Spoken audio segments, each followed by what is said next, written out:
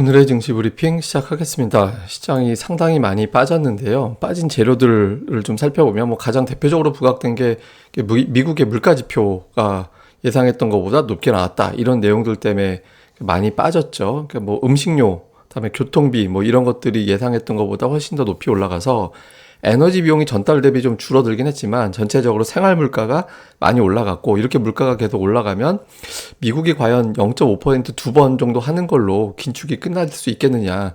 그러니까 0.5 이상, 그러니까 0.5 두 번, 그 이후에 0.25 이렇게 이제 시장에선 보고 있는데 0.5를 그 이후에도 계속 할 수 있거나 또 0.75 이야기가 나올 수도 있겠다. 이게 이제 부담이 된 거죠.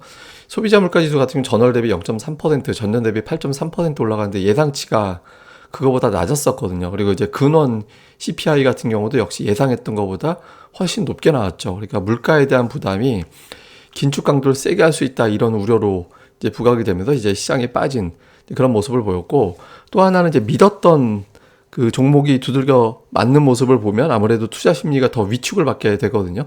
그러니까 마지막으로 이 종목은 버틸 거야, 이렇게 이제 생각하던 종목이 있었을 건데 그게 이제 애플이었거든요. 그러니까 애플이 지난주에 하루 빼고 다 올랐었어요.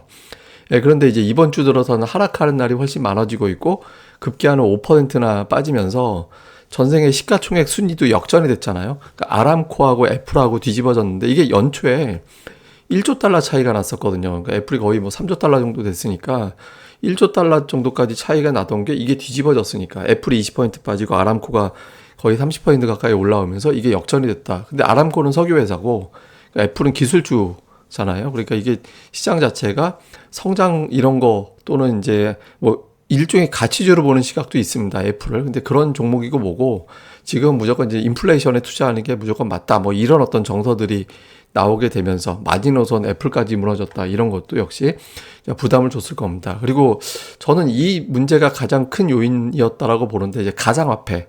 루나가 오늘 폭락을 했잖아요. 저는 투자 자산이 97% 빠지는 건 처음 봤어요.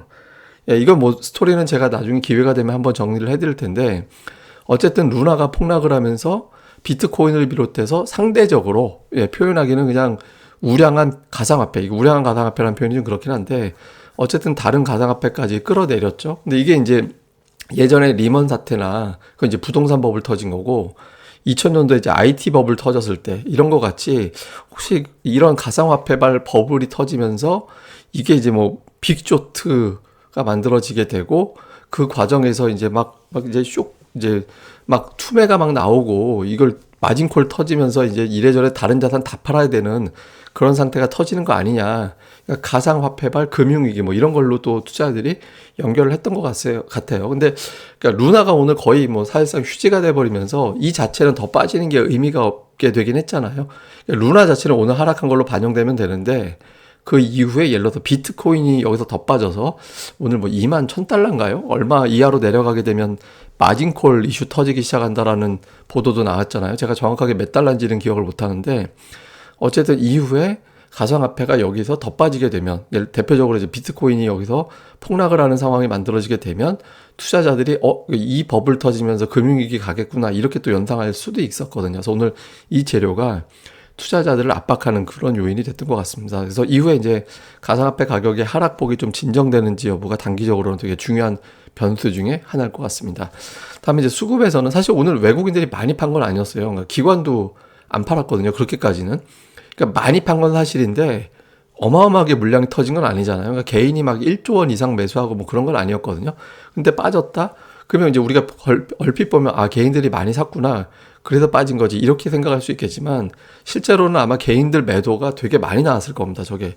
그러니까 신용 물량이 많이 터졌을 거예요. 제가 이제 최근에 오후장 되면 낙폭이 커지는 현상이 나올 수 있다. 마이너스권에 있으면 그게 이제 신용 투자했던 사람들이 신용 스탁론, 미수 이런 거 했던 사람들이 이제 그 주가가 일정 수준 이하로 내려가게 되면 증권사나 스탁론 해준 데에서 연락이 가잖아요. 이거 이제 입금하거나 주식 팔지 않으시면 내일 하한가로 주문 나갑니다. 이렇게 이제 연락이 가죠. 그러니까 그걸 갖다가 던지는 건데 880대에서부터 그 라인이 터진 것 같거든요. 그러니까 코스닥, 코스피, 특히 코스닥 기준으로 보면 그러니까 그 라인 걸리면서 개인들 매도 투매가 많이 터지면서 보여지는 어떤 개인들 매수는 양시장 합치면 7천억이겠지만 실제로는 그 더 많은 어떤 매도 투매가 터져서 숨어 있는 개인들이 실제로는 매도를 많이 했던 날로 봐야 될 겁니다. 그래서 오늘 신용 관련된 물량이 터지면서 낙폭이 커졌을 거다. 한편으로 보면 이제 그 물량 터진 게 이제 좀 이후에 시장에는 투매에서 신용이 터지면 사실 바닥이 그때가 다 나오는 경우도 있거든요. 그래서 그게 이제 오늘이 될지 이후 한 번 더 나올지는 좀 봐야겠죠. 그러니까 이슈를 보면 일단 물가 이야기를 자꾸 하니까 오늘 생산자 물가 지수는 어떨까? 예를 들어서 생산자 물가 지수가 꺾이는 게 나오면 소비자 물가 지수가 예상했던 것보다 높게 나온 걸 덮을 수가 있어요. 왜냐하면 생산자 물가 지수는 이후에 소비자 물가 지수로 넘어가는 거기 때문에 이게 안정이 되면 소비자 물가 지수가 앞으로 정말 꺾일 수 있겠구나라는 쪽으로 다시 몰아갈 수 있거든요. 근데 반면에 이게 또 높이 나오게 되면 이거는 긴축 0.5 가지고는 못 막는 걸로 가는구나. 그러니까 이렇게 될 수 있습니다. 그래서 생산자 물가 지수가 기대치에 부합하거나 그 이하로 나오는 게 가장 좋죠. 그 흐름. 다음에 애플의 위치도 되게 중요합니다. 그러니까 애플이 오늘 무너지면서 시장에 충격받은 측면도 좀 있거든요. 지금 글로벌 시총 2위가 돼버렸잖아요. 졸지에 아람코가 1위가 돼버리고. 그러니까 애플이 버텨주거나 반등하거나. 그러니까 이런 흐름이 나와줘야 투자자들이 나스닥 성장주, 기술주 이런 것들에 대한 매도가 일단락이 됐구나 이렇게 볼 수 있거든요. 그래서 애플이 좀 움직여주는지 여부 중요하고요. 그다음에 이제 외국인들이 만기 이후에 끝났죠. 그러니까 만기 때문에 지수 낙폭이 커졌다 이렇게 그리는 사람들도 분명히 있거든요. 그동안 또 풋옵션도 외국인들이 좀 많이 샀었고, 그러니까 만기가 지나간 다음에 외국인들이 선물을 매수로 돌려주고, 오늘 이제 막판에 좀 선물을 샀잖아요. 그리고 이제 옵션도 풋을 확 팔고 콜을 사주고 이렇게 이제 돌려버리면 지수가 이제 이 즈음은 이제 바닥이지 이렇게 또 나올 수 있거든요. 그러니까 새로운 하락으로 또 출발하는 베팅을 하느냐, 아니면 이제 다 파았다, 이제부터는 반격이다 이런 쪽으로 나오느냐. 그러니까 만기 이후에 새롭게 구축되는 게 어느 쪽으로 가느냐, 이것도 이제 볼 필요가 있습니다. 그러니까 오늘 움직인 종목들은 뭐 해운주, 이제 페노션 실적 때문에 올라갔죠. 그다음에 알콜, 뭐 금융주, 종합상사. 근데 금융하고 종합상사는 전부 다 원자재 가격이나 이제 금리 때문에 올라간 거기 때문에 오늘 상승 종목들의 스토리는 그렇게 썩 좋은 편은 아니었던 것 같습니다. 근데 제가 여러분한테 조금 뭐 위안 삼아서 보여드리면 오늘 코스닥 낙폭 대비 하락 종목 수가 역대 두 번째였거든요. 장중에 하락 종목 수가 사상 최대까지 넘어갔었는데 그 역대 두 번째였어요. 근데 제가 이제 그 역대 하락 종목 수 최대 순위대로 쫙 적어봤고요. 그때 이제 지수 하락, 그다음에 1개월 후에 주가가 어떻게 됐는지를 갖다가 다 표기를 해봤거든요. 그러니까 대체로 1개월 후에는 증시가 좀 올라가는 그런 경향을 보이긴 했습니다. 이게 왜 그러냐면 이제 투매가 나오면 보통 저 정도 1200개 이상 하락했다라는 거는 뭐 종목별로 뭐 신용 털리고 이것저것 다 털리는 투매 나왔다라는 거거든요. 근데 그 날이 딱 저점은 아니에요. 그 이후에 며칠 더 나오기도 하니까. 근데 대체로 투매 받으면 한 달 후에 돌아봤을 때는 지수가 그렇게 나쁘진 않았다. 물론 두 번 사례에서는 더 빠진 적도 있었죠. 요게 하나가 있고, 또 하나는 코스피가 지금 8일 연속 빠졌거든요. 8일 연속 빠진 것만 놓고 보면 이게 이제 작년도 10월에 8일 연속 빠졌을 때 빠지고 그 이후에 이제 반등이 좀 나왔었죠.